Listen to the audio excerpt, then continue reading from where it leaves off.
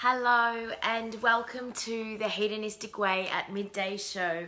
I am Renee Main and this is the show that is giving conformity the bird. I bring you epic people who are disrupting the status quo and living a stereo, untypical existence. So we talk about all things self-service, spirit, and sex. Whatever comes up on the day, it is whatever it is ready to come through us. And as we share that with you, I am very excited to bring you another amazing guest today. She is a tall drink of water who is unapologetic and unafraid to be all of who she is. She is I was going to say empowerment coach. I don't know why I was going to say that.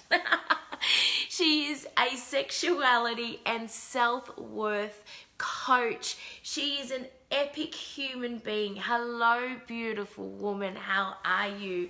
She is watching now, and I'm going to bring her in. And I can't bring you in. Why can't I? Hey, beautiful. I'm just trying to bring you in now. Okay. What I have done, Michelle, is... Oh, there we go. It says I can bring you in now. And I'm adding you now.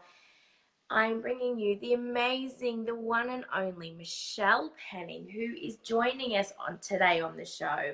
After faking orgasms, she is no longer, hello, beautiful. You're no longer faking orgasms. You are showing up as you are. There we go. Hello. The internet's just, let me, okay, there we go. Sorted. I can hear you. Let me turn this up. Welcome to the show. Yeah, it's good to be here. I'm excited to get into it. Me too. I was just having a little feel into, I just wrote a little piece just like a little while ago, and because it dawned on me that when we're in, I'm going to use like the darkness or a really challenging time, I had this thought come through where we don't, often when we're in that darkness and we've got nothing to lose, we don't wear any masks there. We allow ourselves to be fully seen, you know, and we allow ourselves most time, you know, to be fully broken. And I realized that the light cannot always have that same clarity, and where we do often wear masks and, you know, and we feel like we have to be something other than we're not. So I wanted to ask you and get your opinion on, you know, like you talk about faking orgasms, and I feel like there's a real correlation between why do we have to feel like we have to fake orgasms, or, you know, why is it so acceptable to be fake in general? Yeah. So I feel like what you said at the beginning of, you know, when we're in these like dark periods and, you know, it's almost like a fuck it attitude. Yeah. Like you said, I have nothing to lose. Yeah. For me, it feels like because there's a real detachment from any outcome. Like it's just like, I'm not trying to get anything. I'm not trying to get somewhere. I'm not trying to achieve anything. So there's a real detachment and there's nothing really in it, right? And so when you're in terms of faking orgasms, why do we do that? Well, because we have an attachment to maybe someone else's feelings, right? Like, I don't want you to feel bad, or I just want to avoid confrontation. I don't want to have like an argument or, you know, anything like that. So I'm just going to stay in this safe zone of faking it. And at the core of us as human beings, right? Like a core need is to be loved, to be accepted, to belong, right? And so oftentimes I know for me, like on a deeper level, the reason I was faking orgasms was because I wanted to be accepted. I wanted I wanted to be accepted myself. I wanted them to feel accepted. Mm. So it goes really, really deep. And I think that that goes throughout our entire lives, right? You ask, like, why is it acceptable to be fake? And it's like, because sometimes when we're authentically ourselves, we say the wrong thing. Yeah.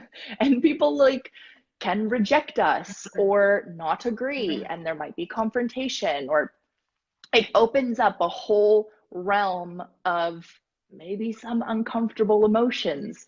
And so it's much easier in the short Yeah. term to be fake and to just say the right thing and do the right thing so that you can be accepted. Mm, mm, mm. Yeah. Why, Yeah. why then is that, what does that do to our self-worth in, you talk about it being, in the short term. What does that do to us internally when we're doing this, adopting this fakeness or the masks, or trying to please everybody, or trying to avoid confrontation, or not wanting to say or do the wrong thing? What does that do to us internally, do you think? Mm. So yeah, so in the short term, you're gonna be like, oh, okay, cool. Like I'm safe, I'm good.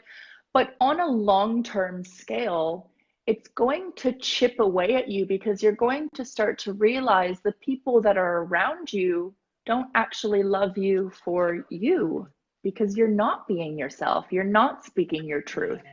And so that's where this like murkiness can come in, right? And we're like, we jealousy gets invited in of like, oh, I wonder if he's more attracted to her, or all these things, because you're putting on this persona. You're presenting this mask. And this happens so much in relationships, right? Because we start and we're like on our best behavior, and that's super Yeah. natural, of course. Like we do that because we like a person and we want to put our best foot forward. But when it's getting to the point of like you pick up little signals from them of things that they like in a woman, Yeah. and then you try to be that. Yeah. Yeah. And like when that's happening, they're not actually falling in love with you. They're falling in love with this person that you have presented to Yeah. them. So over the long term, your relationship will fall apart and your sense of self will become like non-existent, because you don't even, if you do that for your entire life, which I did, you don't even know who you are because you've tried on so many different personas and agreed with so many different opinions and done so many different things. Even the way that I dressed, I would try to dress a certain way to be a certain person that I thought people would like and resonate with. And so when I started doing this sort of work, I was like, I have no idea who I am or what I like or what opinions I have. Yeah. So it was a real journey of like self-discovery. So true. It blows my mind that, and I kind of question the whole, how can it be so accepted when it's so detrimental, to our entire well-being? Why do you think we haven't been taught this as children, about our worth and listening to our inner self, and being taught to be unafraid and unapologetic for who we are? Why isn't this more of a common practice, do you think? I think that everyone is doing the best they can with the resources they have. And so often, if you have a parent who's teaching you these things of, be polite, say the right thing, like have good manners, which is like great, but sometimes that can bury you being your authentic self. And for me, it was a real like, oh, when I realized my parents are actual people. Yeah. and not just my Yeah. parents, you know, and that they might be struggling with their own lack of self-worth. And so they can only teach you what they know, right? And so really, like, it starts with, this can be a ripple effect, right? Like someone might see this conversation and then they want to change the way that they parent or something. And so I'm hoping that that will ripple throughout the world. But yeah, I think it's good to know that people are just doing the best that they can. But the more that we start to tune in with ourselves, then we can help others, right? Like if you're not connected to yourself, if you have a lack of self-worth, then of course you're going to pass that on, because those are your belief systems, right? Like that's what you know. And so that's probably what their parents taught them and what their parents taught them before. So yeah, it can be, I mean, all the things we get taught as little children. Be a good girl, you know, be polite, smile. I hate that. I hate that. Like, I hate when people tell me to smile. um, yeah, and so I think I really, really wish that more people knew about this, but I do think that everyone's doing kind of the best that they can. I Yeah. feel like in your journey where there was a really defining moment where you just went, nah, that's it. You know, that's, things have got to Yeah. change. This is, you know, and often, you know, sometimes it can be this slow unraveling, which I'm sure may have been the case, but I feel like for you, and correct me if I'm wrong, is Yeah. there was like a really defining moment. I'm really curious to hear about that. And then what were some of the steps that you took to really, I think, allow the unraveling to take place? Mm-hmm. Yeah, so I had been seeing a man for like not that long. We were together, and he suddenly broke up with me, and I was devastated. And it wasn't so much that particular relationship that I was really upset about, but it was like the straw that broke the camel's back. And it was like I was grieving every relationship I'd ever had. And it was my light bulb moment of maybe I'm the common denominator. Yeah. Maybe it's not all of them. Damn Maybe I'm it. contributing to this. I know. I don't know. It was so much easier when I Yeah. could blame Yeah. them. Exactly. So I, like, literally, it's crazy, but the universe just aligned for me at that period, and I had 6 weeks of no bookings lined up for stripping, because I was in the sex industry. And I had the money sitting there, and I saw this post on Facebook about this retreat in Thailand. And I just went, my intuition just went, you have to go. And 4 days after he broke up with me, I was on a plane for 6 weeks to Thailand. And I got involved in a little bit of Tantra and all these like meditation and Reiki and yoga and all these different modalities and breath work. And breath work was actually, I'd say, like the first real piece that changed my life. I had done this really intense breath work, which I'd never done before, ever. And I was sobbing. And in the integration period, I was laying there, full body tingles. And I was weeping because I had never felt such profound love for myself before. And breath work really allows you to like get out of like the cortical control where we're like thinking and analyzing and drop deep into the body. And that was the first time I'd experienced that. And I was like, holy shit, is this what love feels like? Wow, no wonder people are obsessed with this feeling. And I was like, I need to hang on to this. I need to like discover this. And yeah, so I like really dedicated my life to figuring out how I could hang on to that feeling for myself. And through that, like, I'm not going to say that, yeah, and then it was easy. And then it was like, now I love myself. No, like, I waded through a lot of shit to get to where I am. And I'm still going. But something that really, really changed my life was dancing Eros. Yes. I can hear my dog in little the background. puppies. He's going crazy. Is he okay?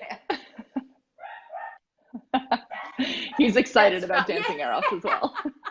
DE has that effect, doesn't it? It sure does. Yeah, so dancing Eros, like, for anyone who doesn't know, it's like a journey into the feminine through a series of different archetypes. And it was really the first time I'd done a little bit of inner child work, but the maiden specifically for me was really, really challenging, really challenging. Like, I just cried and cried and cried because it was like the first time that I'd connected with my little girl. Yeah. And I'd say that has been not necessarily dancing Eros, but connecting with my little girl, my inner child, has been probably one of the biggest pieces that has helped me to love myself. Because before, like, you know, I'd get triggered and I'd feel jealous or angry at a partner, and I would have a lot of judgment on myself about that. Like, oh, for God's sakes, Michelle, it's like, you're acting insane, you're being crazy, like, don't do that. And now, like, I can come from a place of, okay, like, yeah, I can see that my inner child is like, they're gonna leave me, no, freaking out. And I can come with a real compassion and love and acceptance and really hold her and parent her. And so I'd say, like, anyone wanting to embark on a journey of self-love, self-discovery, is to, like, start there. Like, it can even be like just 5 minutes, just, you know, seeing yourself at, you know, 5 or 6 or whatever age really resonates for you, and just see them sitting there and just invite them to maybe hug you, or if they need anything. And like, when I first connected with her, she was pissed. Like, she was like, I don't want anything to do with you, because I'd ignored her for so long. And so it really took time to cultivate and nourish that relationship. Yeah. You said before, you spoke about breath work. I'm curious, so for anybody who watching, because I agree that, you know, I think the breath is the most understated thing on the planet. What is like a practice, or is there any like devotional kind of tools that you use with breath that people can begin to connect with their breath and begin to connecting with themselves? What can people do? Yeah, so in terms of like sexuality and whatnot, breath is one of the biggest keys, you know, for anything. Breath is one of the biggest keys into the body. And I noticed I did this myself, and a lot of my clients do this as well. I think people, not just women, men do it, will hold their breath during sex, and like really shallow breathing. There's a lot of contraction in the solar plexus and the belly quite often. And so first off, open your mouth, like relax your jaw, because there's a connection between the jaw and the pelvis. So if you have like a tight jaw, you'll probably have a tight pelvis as well, pelvic floor muscles and all of that. So relax your jaw and start to breathe in and out through the mouth, and really focus on like breathing deep into your belly, like full long inhales and exhales, and like focus on the sensation of the breath going in, like flowing in and out of your body.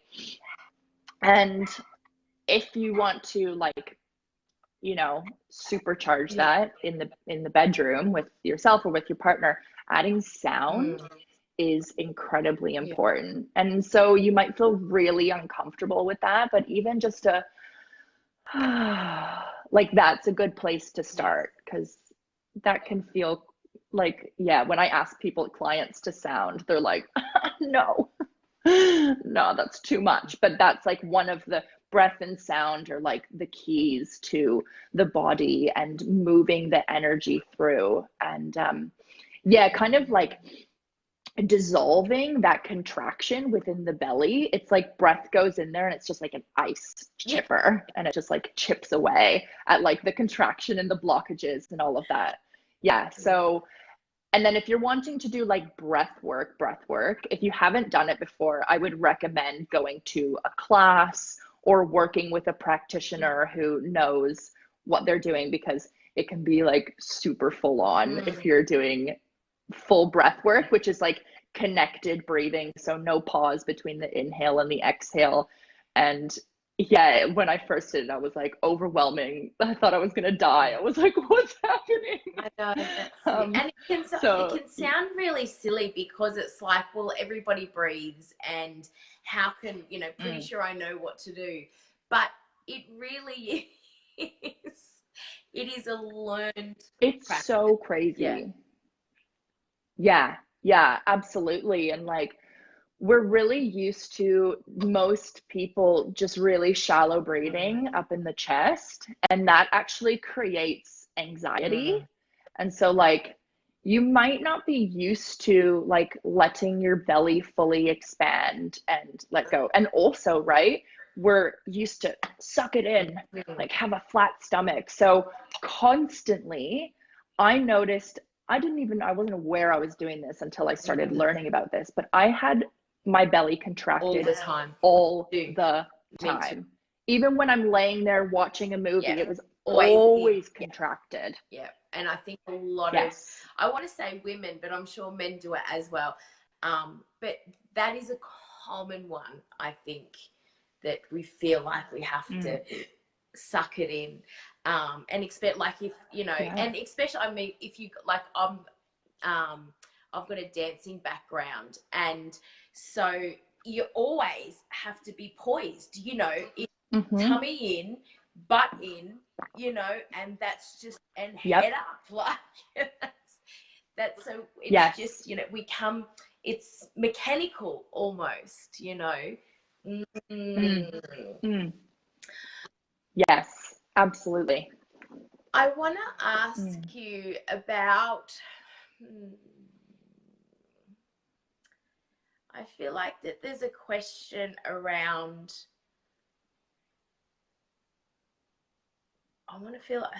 there's a question around worth, but I actually want to ask you about, you talking earlier about the connection that you had to your maiden, and how disconnected you felt to her. Do you find that, and because in my own experience, is that the thing that we fear the most is what we need the most? Why do we fear the things that we actually really need and that will help us?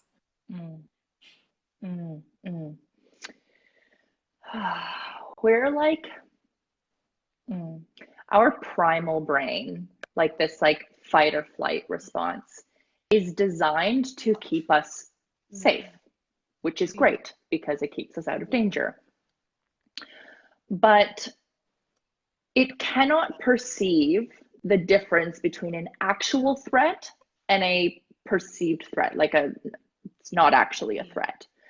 And so these things that are like, I know this is going to be good for me, I know this is the thing, but there's this like almost irrational fear around it. And it's because it's going to take us out of our comfort zone, right? The things that are like, oh, that's easy, we have no fear to them because it's still within our cushy little bubble.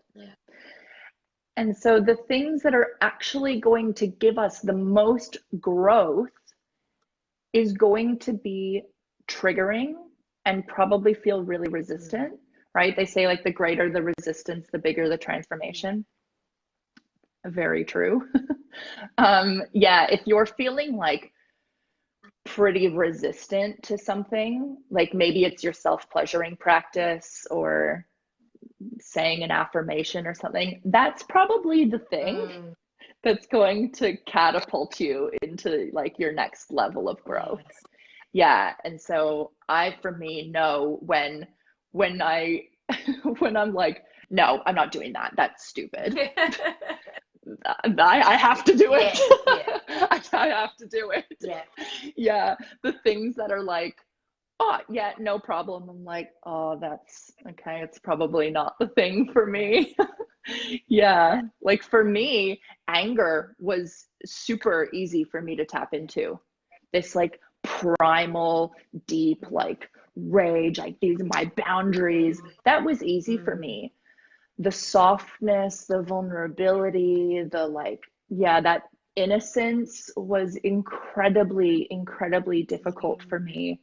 And so, yeah, I just want to encourage anyone out there that's like, if you're feeling resistant to something, that might be the path, but also check in with yourself because it can get a little bit tricky because sometimes it is just a full no. Right? If there's something like it's just not in alignment, it's a no, and that's okay too. But getting really clear on, okay, what's a full no and what's just like my fear talking, trying to keep me in this safe comfort zone. Yeah, absolutely. And how do people tell the difference between the full-bodied no to it's just fear and therefore you just got to do it? That's the thing that you got to do, because I think it can be quite confusing to navigate, at times. So how can people begin to break down and listen and know the difference between the two?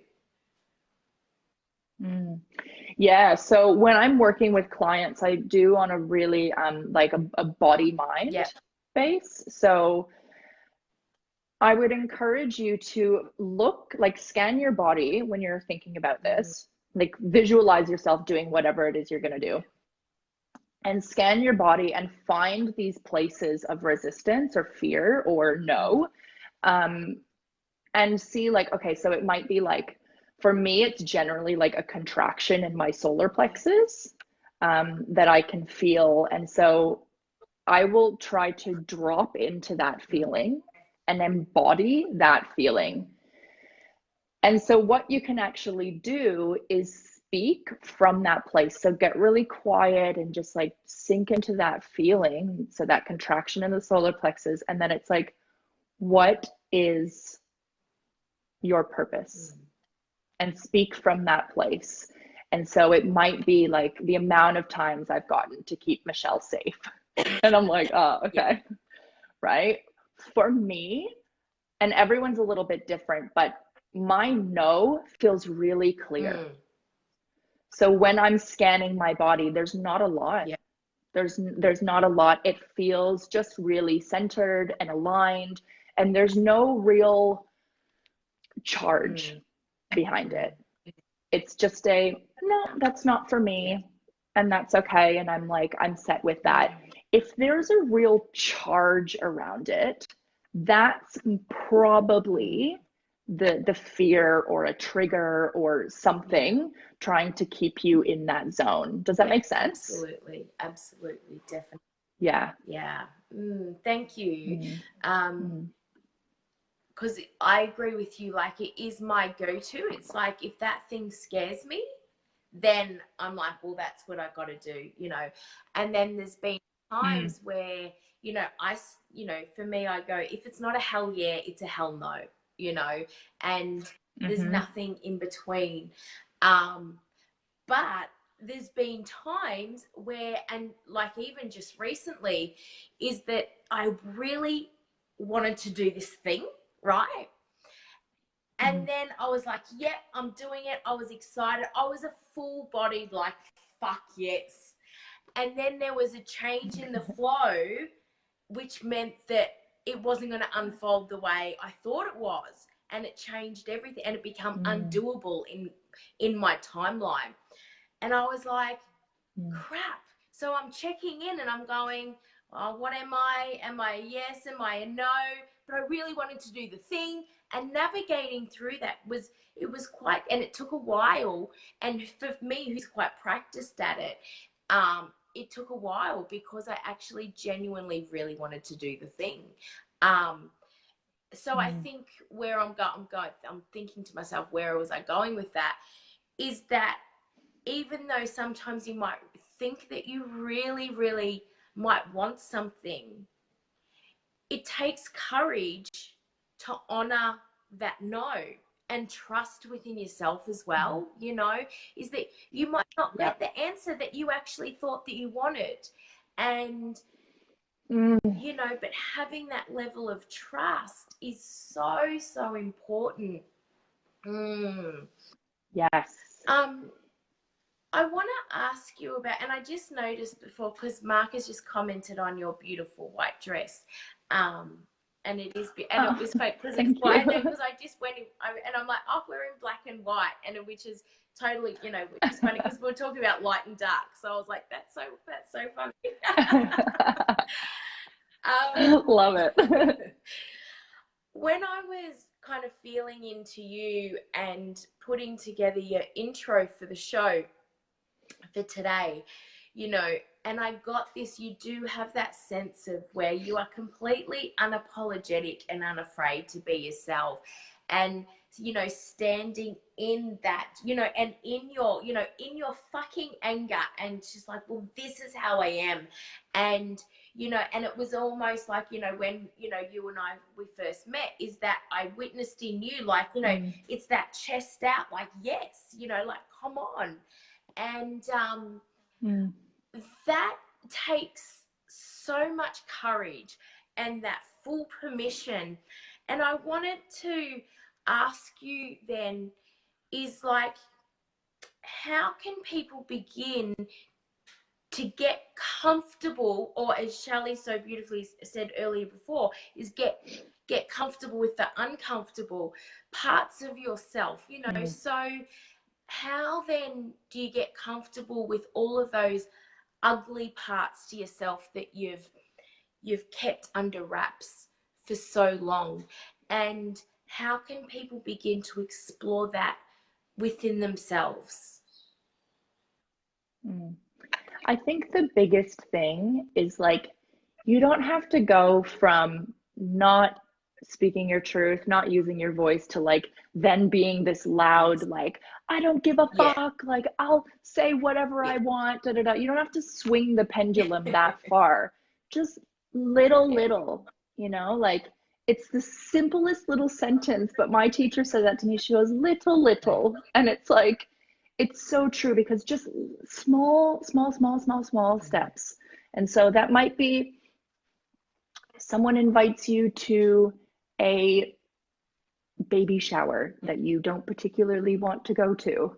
And a lot of us are people pleasers and want to do the right thing. And so that might just be saying, no, actually, I'm not available for that. And you don't actually have to give a reason why. You don't have to justify why you don't want to go. You just have to say, I'm not available for that. And slowly over time, and the thing is, right, I want to preface this by saying, when you tell your friends, like, oh, I'm embarking on this journey of self-love and I'm going to really honor myself and stuff, people are like, good for you. That's amazing. I'm with it. Cool. Until it starts to affect them. And then people will be like, you've changed. I don't like this. So I just want everyone to, like, be aware of that people may drop off. People might not like you setting boundaries. But at the end of the day, like, it's about you coming from this place of fullness, because you can't give from a place of depletion. So in terms of, like, learning to speak your truth and be unapologetic, I think it's like, first realize, well, actually, like, do some, like, meditation, I guess, if you want to call it that, but just some quiet time, and think about the people that you want in your life, right? and the kind of relationships that you want to attract, whether that's friendships or romantic relationships, whatever it might be. And would those people want you to show up authentically? Or would they want you to hide pieces of yourself? Because for me, the kind of relationships that I want to attract are people who celebrate that and who also do that themselves. And so it might just start with just saying your opinion on something, just one time, just a little, just dipping your toe in the water. Yeah, because from there, you'll start to recognize and show to yourself and build that self-trust of, okay, that was safe. You know, it's like the gentle unfolding and revealing of yourself. It doesn't have to be this like moment. It can be testing the waters of saying something and then, is that safe? Okay, yeah, cool. I'll reveal a little bit more or maybe not. And that back and forth with each individual person. That's beautiful advice. It really is.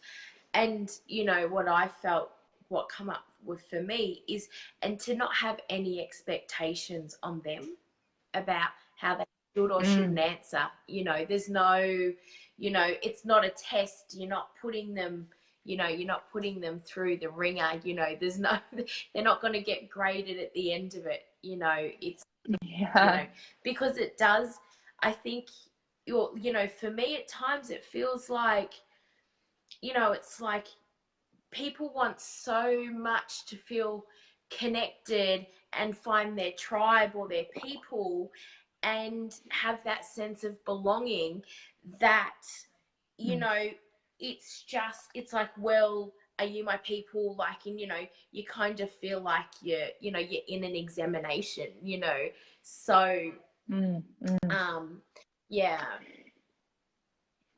Yeah, I think too, like in being unapologetically yourself, it's a lot of like the two questions that I would love everyone to just continually ask themselves is, what do I need and what do I want?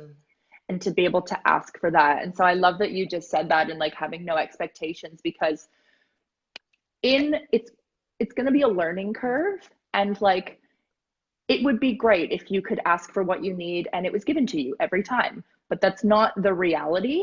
And so you have to be able to hold yourself when someone says, no, actually, I can't give that to you. And that's okay. That's okay, because you want, I would imagine you would want them to honor themselves as well. Right. Yeah. Just as you were doing. Yes. Yeah. That's right. So it's super, super important that we preface that of like, you ask for this, it's vulnerable to ask for what you need. And especially as women, we're taught of like, don't ask for anything, like be the martyr, just give and do everything. And you have needs as well, and they're important, and ask for them, but they're not always going to be met. So then how can you find a way to meet those needs yourself? Yes, exactly. And that, I think, beautiful, beautiful wisdom right there. And that's, and something that I think when you begin to walk this journey is, you know, it's just like, ask for what you want and you be vulnerable. And then often there's an expectation where it's like, well, it's going to manifest instantly if I put it out there, or if I'm vibing at the right level or whatever it is. And it's like, well, no, that's not always the case, you know, and trust that there is no problem, and whatever gets delivered to you is exactly the way it was supposed to be. It just might be different to what we had hoped for or anticipated, you know. So yes, which can be like really hard to hear, because it's like, you know, if you've just gone through a breakup, you're like, well, how can that be the thing that's right for me? That's like right. I was supposed to spend the rest of my life with that person. But I promise you, like, hindsight is 2020. You'll look back and be like, oh my God, that was the best thing to ever happen to me. You know, before I left to Thailand, I was like, how am I ever going to get over this? This is devastating. And now I'm like, thank you so much, because that changed my life.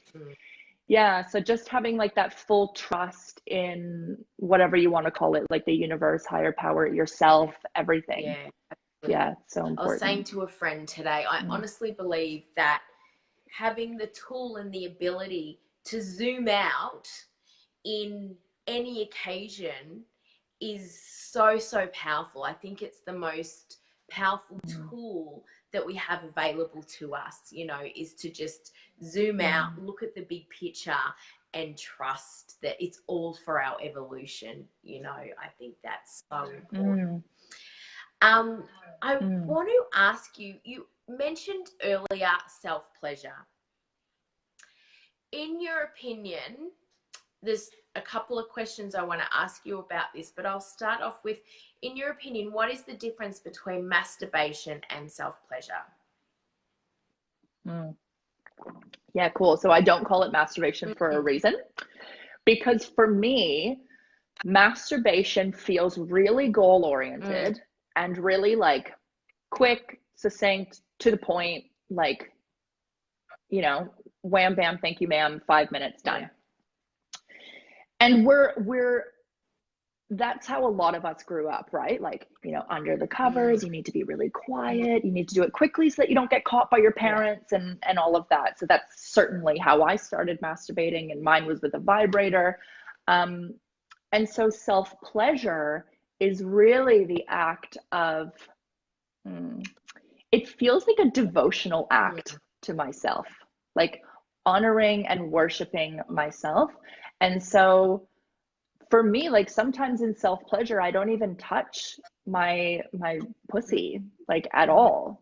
I can just be, I want to encourage people to expand their idea of pleasure. mm, And so that's not just sexual pleasure. It can be like, running your hands through your hair and you're like, oh, that feels like really pleasurable.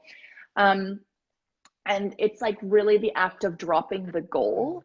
So, which can be really mm. challenging. And there's certainly a time and a Yeah, place for yeah, masturbation. Like sometimes you just want to get in there and have an orgasm yeah, and go to sleep, which is yeah. cool. But the self pleasure is really taking the time to explore your body, your whole body, using the tools of breath, sound, movement, and focus, to really drop into your body. And so, those are ways to get out of your head where we're Yeah. thinking, analyzing, trying to get Yes. somewhere, and just be with whatever it is. It's For me, it's almost like a body Mm, meditation, right? It's like an act of being yeah. present, really. Yeah. And so I feel there's a big difference between them, and language has a lot of power. So maybe one small thing you can do is start calling it self Yeah. pleasure, which just sounds so much nicer and Yeah. better than Yes, it masturbation does. for me Absolutely. anyways. Yeah. Absolutely. Yeah, Yeah. exactly. Mm. Um, there was another question in there I had around. Actually, no, you answered it. I was actually going to ask you about, you know, self pleasure and, identifying that often it can be a belief about having an orgasm, and so it's like, yep, Mm. okay, getting in there. But you actually already answered that beautifully. So there you go. Yeah, and that can be like really challenging to let go Mm, of. I still have my moments where I'm trying to self pleasure and I can feel myself like really trying to get yeah, somewhere. And sometimes I have to just call it yeah. quits because I can't like just be with what's Mm, present. And so, like, yeah, I'm just like, okay, this isn't work. I'm not enjoying the sensations. I'm trying to get somewhere. And the more you chase the yeah, orgasm, like the further it runs away. So the more we're like, I need to do it, I need to get there, the more the orgasm is just like, nah, yeah, not exactly. happening. Yeah, exactly. That's so Yeah. true. So true. But even just like breathing into it, is so powerful in that moment, is to connect back into the body. And and it heightens and builds the energy around it. So yeah, no, I absolutely agree with that. In your experience, Michelle, with your sexuality coaching, what do you feel like is the biggest challenge or hurdle that women, and I'll say women because you predominantly work with women, I know, is that what is the biggest hurdle and challenge for women in their sexuality, and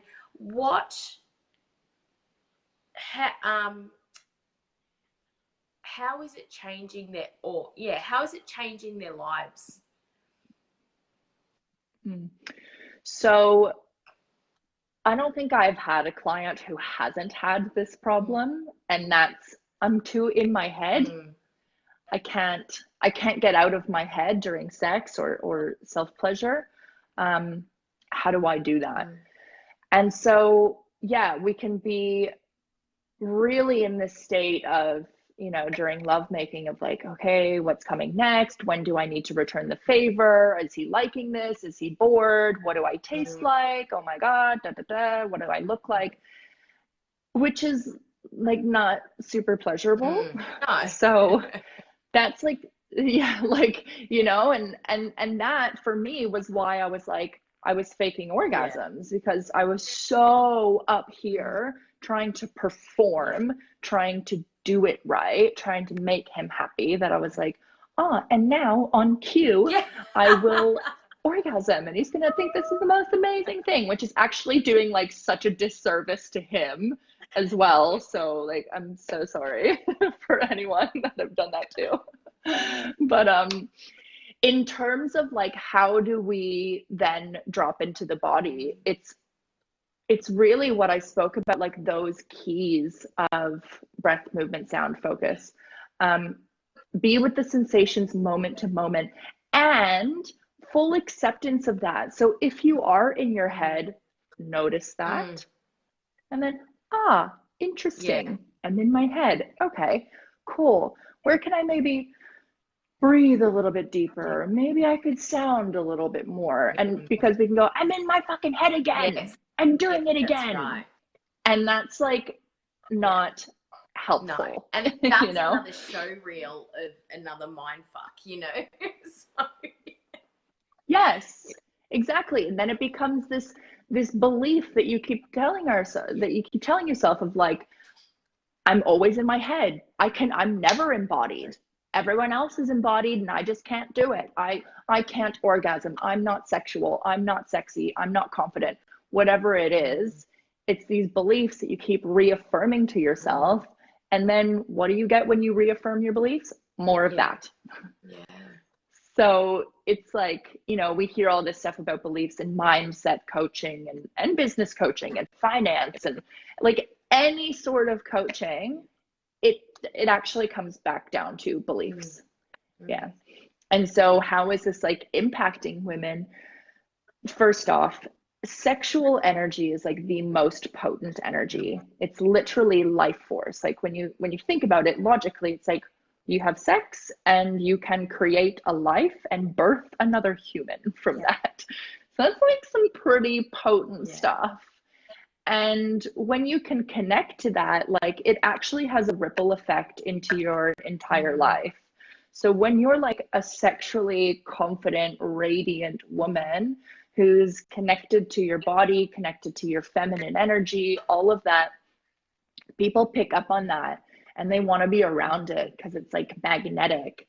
And so this will attract money. Like if you wanted to, you can do sex magic rituals. It will help your career, your creativity, certainly. Your relationships obviously would improve when you're connected to yourself, because how can you tell someone what you want if you don't even know what you want? So it all starts with you, and just this deep connection to self, because you'll start making choices from a deep place of integrity and authenticity, because you can hear these messages of yes and no, and and then start to navigate your life through that. So like I've had women like quit their jobs because they're like, this is not in alignment Yeah. with me, or end relationships or start relationships that they were terrified to be in. Mm. So it really, yeah, I just, oh, I love it Mm. because it actually has such a profound effect on women. Oh, Yeah. absolutely. It would. And it is absolutely, you're so right. Like it is so contagious, Mm, um, and it often doesn't look how we think that it's going to, mm, and that is the real beauty, I think, in it. Um, mm. Tell us more about like sex magic and sex magic rituals. What are they like? Give us an inside view as to the potency of those. Yeah, so there's like various different types of sex magic. Like the first one that I ever did was self-pleasuring on a pile of money. Mm-hmm. I Cool. wanted to bring in more abundance. Yeah, And so it was like I was just laying on a pile of yeah. cash and like pleasuring myself and just like visualizing, the kind of abundance that I wanted to create. Mm. And I'll give you guys like a little practice that you can do. So if you want to bring in more like abundance, for instance, right? Actually, I'll just make it general. So self pleasure, and then like really visualize what it is that you're wanting to create. Make sure that you're staying in this like high vibe state. So if you're in a bit of a mood or you're feeling angry or sad or whatever, it's probably not the best time to be manifesting things Yes. because you're going to bring more of Yeah. that. So like save the anger gasms for another day. Yeah. Um, yeah. And so when you're doing this, focusing on the sensations, really feeling into this goal that you have, and see it in a five senses reality. So if you had this goal of whatever it is, what would you see around you to let you know that you've achieved this? What would you be hearing? So any sounds, what are you telling yourself? What are you hearing? Um, what are you feeling? What can you touch? Or what emotions can you feel? What can you taste in your mouth? And what can you smell? So using all the five senses to really make this real for you. And it also signals to the brain that, oh, this is Yeah. safe. Because then it will be like, oh, okay, I can go do this because we've done it Yes, before. that's right. We know exactly what that's Yes. like. Yeah. So it's that like that threat thing. It kind of turns off the fight or flight because you've just made it Yeah. real. And so then when you do have an orgasm, then literally visualize like shooting this out the crown of your head, like into the universe, this goal, and feel those five senses. So again, going through that and like just really dropping it and then like letting it kind of shower all over you. Mm. Yeah, it's Beautiful. just all, I got like Yeah, me goosebumps. too. It I feels too. really delicious. Yes. And there's so much other stuff you can do with like the chakras and moving, cycling the energy through and then shooting it out the head. But that's like a really basic kind of general one that anyone could Yeah. do. And if you want money, do it on a pile of Yeah. cash. I love it. Yeah. I love it. And that's something that what come to my mind just then was, you were saying before that, like um if you're feeling angry or sad or whatever that is, and maybe then is not the time to self pleasure on abundance, but then if Mm, using the mm, questions that you said earlier, what do I need? What do I want? It might be something else, so, you could still self mm, pleasure, but your needs are probably different. So, I love that mm. permission that, yeah, just honoring where you're at. Mm.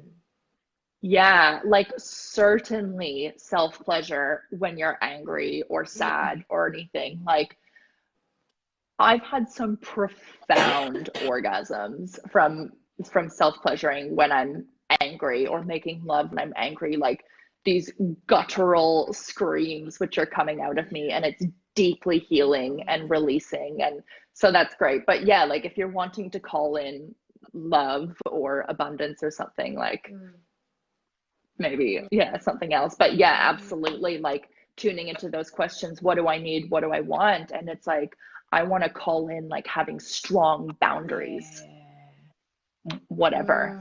So yeah, absolutely. I love that you touched on that. You speak about boundaries and you honor them so well. How do you do that? I love it. Straight to the point. I was trying to think of this, you know, and then I was like, no, let's just go straight there. Yeah, I love it. So like boundaries is something I really, really struggled with, like massively. It was one of the hardest things for me. And I want to say that when you don't honor your boundaries, you actually create so much armor, because you're like telling yourself, see what happens. Like people don't honor, they don't listen to me, or like people take advantage of me, or whatever it might be. Yeah, like I stayed in victim mode for a long time, and there was a payoff for that, because I got sympathy and attention and all of this. Oh, poor me. I'm the first to admit that. And boundaries is really hard. Really, really hard, because it people don't want to be told no. You know? And like I mentioned before, sorry, I've got a hair in my mouth. We're taught this, like, be a nice girl, be kind, and absolutely it's great to be kind, but sometimes there's a need for like, no, thank you. That's enough. You know, and people might not react well to that, especially if you've always been this people pleaser and then you start to swing the other way. And so setting boundaries can feel really tricky, and I want to acknowledge that for people, you know, because it's not going to be easy. And so it starts with little things, and the thing is, they all kind of link into each other, right? Like you start doing these practices to connect to yourself, and then that's the first step, because you'll start to hear the message. You'll feel that contraction, or that heat, or that tingling, or like whatever it is to you that might be a signal of, no, I don't want this. Or maybe it's a thought that comes into your mind. It could be either. And it says, no, I don't want that, or that doesn't work for me, or whatever. Then you might have a thought that goes, yeah, but it's a good idea. Or like, you know, it's like, yeah, I've had that kind of pull between the body and the mind. And so soothing that, and then you just have to say no.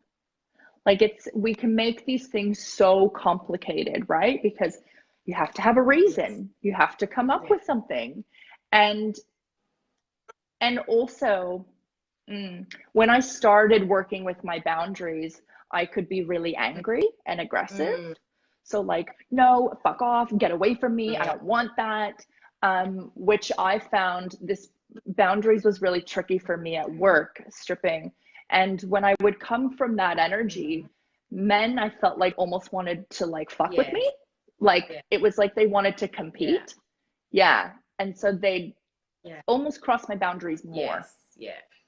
And so what I started doing, I had a real problem with people videoing. Like they'd take out their phone and they would video my shows. And I would come in, and if I see one fucking phone, I'm going to throw it, and da-da-da-da-da. And that never worked. So when I started doing this work of connecting to myself, I was like, I'm going to try something a little bit different. And I started going in and saying, I would really love if you could keep your phones in your pocket because it makes me feel unsafe and really Yeah. uncomfortable. I rarely have problems with phones Yes. now. Yeah. Because when I came from a place of Mm. vulnerability, that was what changed it for Yeah. people, right? When you have this energy of get away, and don't get Yeah. me wrong, there's absolutely a time and Yeah. place for that Yeah. full get Yeah. away from me. Um, but if it's just, a polite Yeah. no, I Yeah. guess, then having that vulnerability as well, like, no, this actually doesn't work for Mm. me anymore because I'm feeling da da da da Yeah. da. Yeah. Yeah. That's Mm. there's something that when you first said, like, it's so huge, and I don't think that I don't think I've heard it before.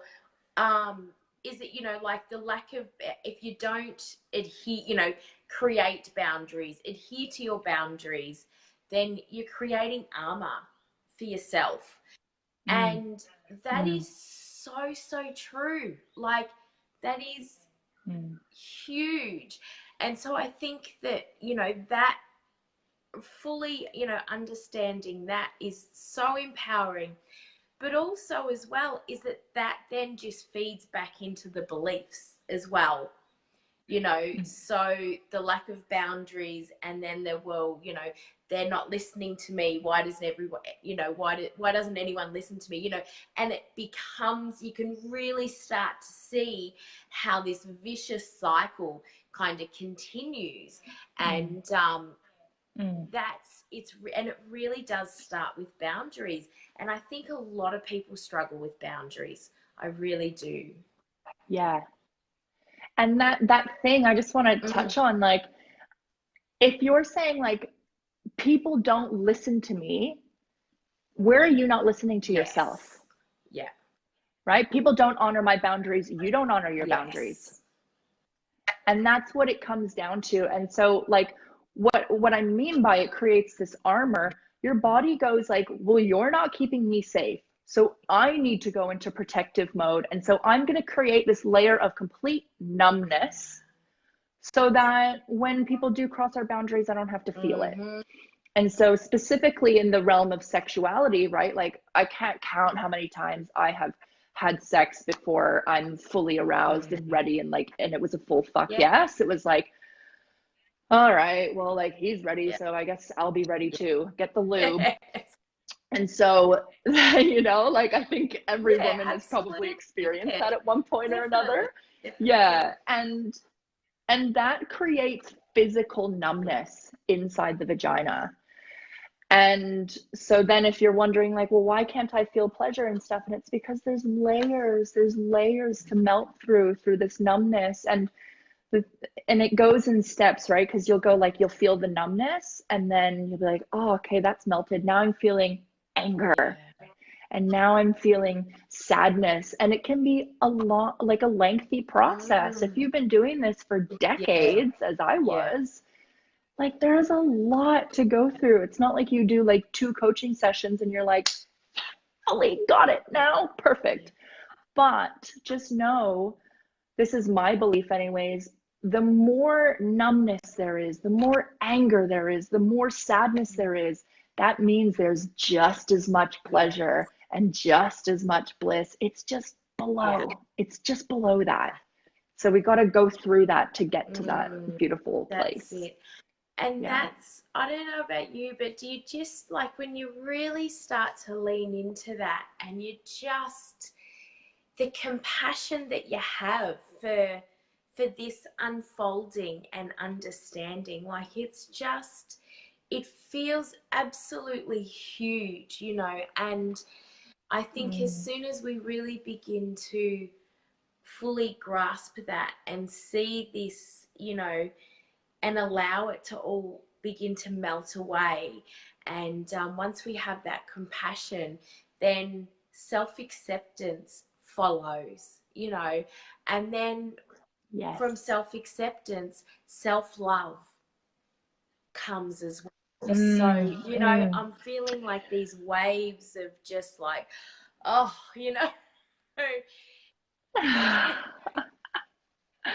Yeah, because it's not actually the problem. It's Mm, how you feel about the problem, yes. you know?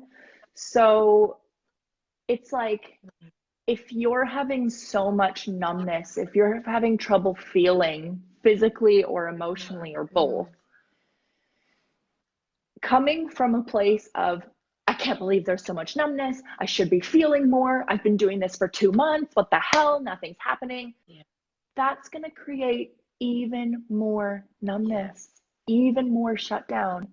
And so, like, if you can try to come from a space of, like, yeah, there's numbness. Mm, Okay. mm, And it makes sense why there's numbness because I have crossed my boundaries in the past. And this was a real shift for me when I was going through this deep well of numbness. And my teacher said, wow, your body's done such a good job of making you safe. mm, Let's like take a second to thank your body. And I was like, yeah, wow, yeah. Because I've been in some pretty tricky yeah, situations before, and it's kept me so safe, yeah. so much compassion. And that is a huge, huge shift when you can say, like, it makes so much sense, and thank you, body. And that is what will like melt it. That's right. Yeah. Exactly. That's it. And allowing that, like, it's just that gratitude that you have for your body and everything that it's done for you. Like, wow, Yeah. it's just, Yeah. it's huge. And that's We put our the, bodies through so yeah, much. we really, really do. And rarely, and often if if it's not a practice or devotion, but, often, you can ridicule it, and don't give any thanks Mm. to all of the amazing, work that it does for us. So Mm. beautiful. Mm. Um, I'm aware that, like, we need to finish up, but I did just have another question before it just swept through me, so I need to try and recapture it. What it was is when we really begin to melt and lean in to all of this and allow this self-love and the self-pleasure, and it's just like, life becomes a ritual, like this beautiful ritual, Mm. um, Mm. but, and you're having,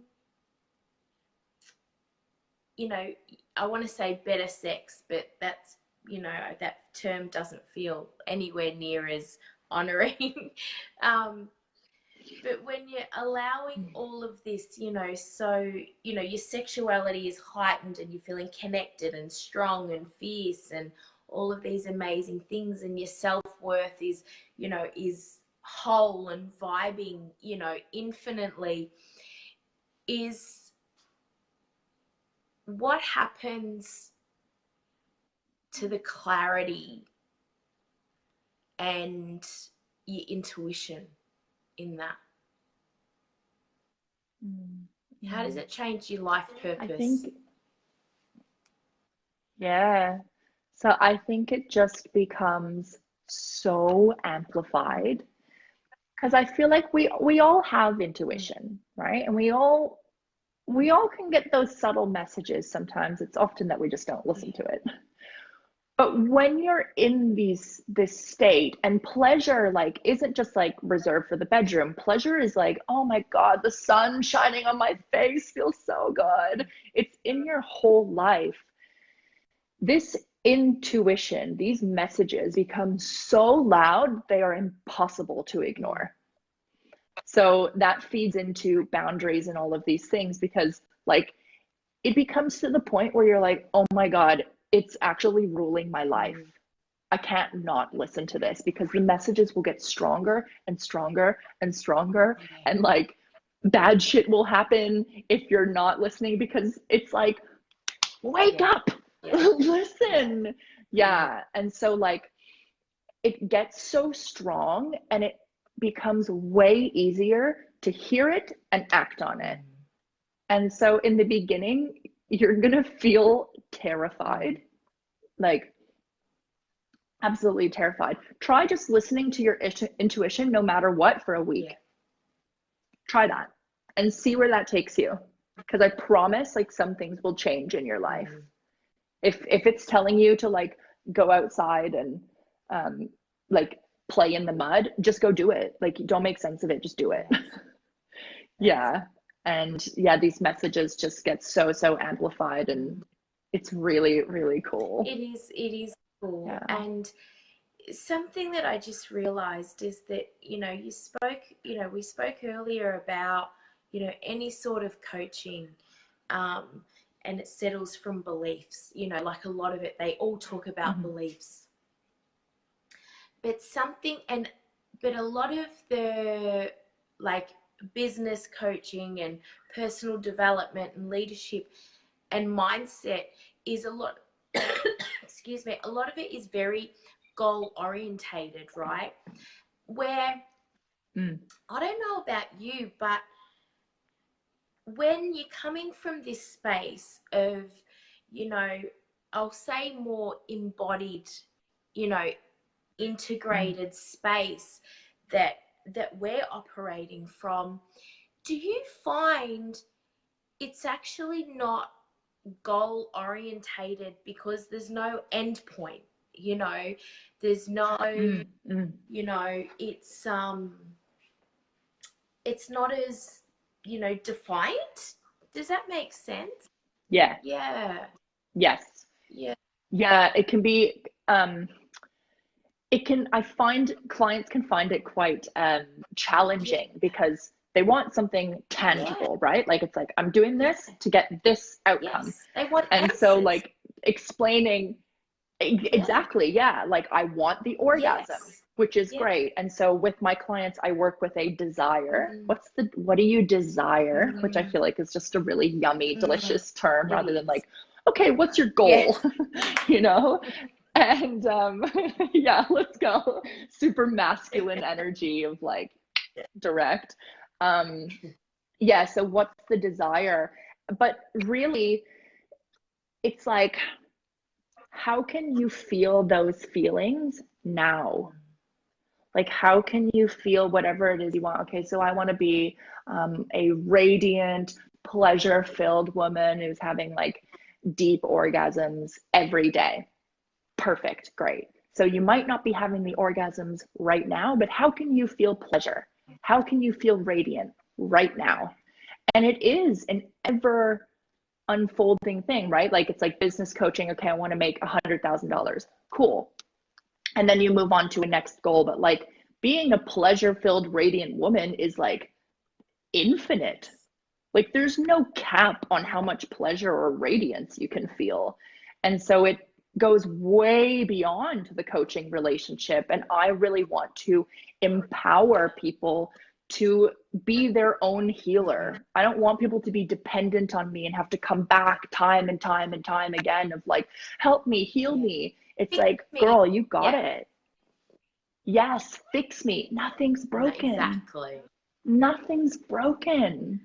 Yeah. And that is, and that is so freaking empowering, and it's hard because it's like, well, you know what, like, you may not get the answer. In fact, most of it will probably be unanswered, and because it's not the point. Like, it's not the point, it's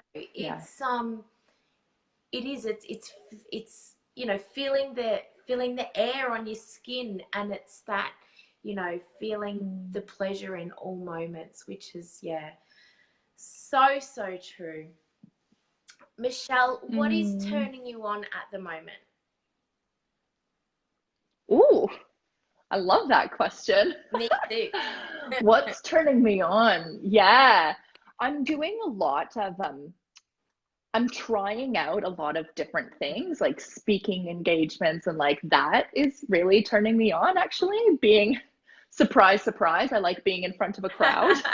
So that's really like nourishing me. And I'm yeah, I'm single right now, and that's really turning me on Yeah. because I'm finding yeah, this way of integration between my inner man and my inner woman. Mm. And that feels really beautiful because I feel like I'm finally getting to a place where, and I'm not there yet, but like little, Yeah. where I'm not outsourcing Yes. the masculine. Yeah. And so it feels really delicious to be able to like turn myself on Mm. and, you know, get my own shit done, Mm. which is really just juicy. And yeah, I feel really independent and whole. Yes. Yeah. Absolutely. That word come to my mind too. And that is so, I love how Yeah. you talk about that, is outsourcing, you know, your masculinity. That's so, so true. It's beautiful. Awesome. Oh, yes. Mm. Yeah. Thank you so much for being on the show today. It's such Thank a, you. I feel like it was a real, you know, a conversation that everyone will relate to, you know, and it's such potent and powerful conversations. But I think today, if any, there was a real elegance and a real gentleness to it, which was really beautiful. um I think even just anyone listening to this, those, you know, the chipping away of any numbness, you know, just listening to this alone, I think will begin to let that melt and dissolve. So thank you so much for showing up today in just your beautiful self and being so unafraid and unapologetic and doing what you do for so many women. You know, it's important work. So thank you so much for sharing it with us today, beautiful woman. Thank you so much for having me here. I really, really loved it. And yeah, I can't wait to connect with you again. Me too, me too. Yeah. Thank you so much to everybody watching. We will be back in 2 weeks' time. So a short little break from us, but we'll be back with another epic guest. But for now, thank you so much, beautiful woman, for sharing all of your wisdom and deliciousness today. You are absolutely just amazing. Thank you so much. We'll catch up soon. Thank you. Bye, everybody. Thanks, Bye. Michelle.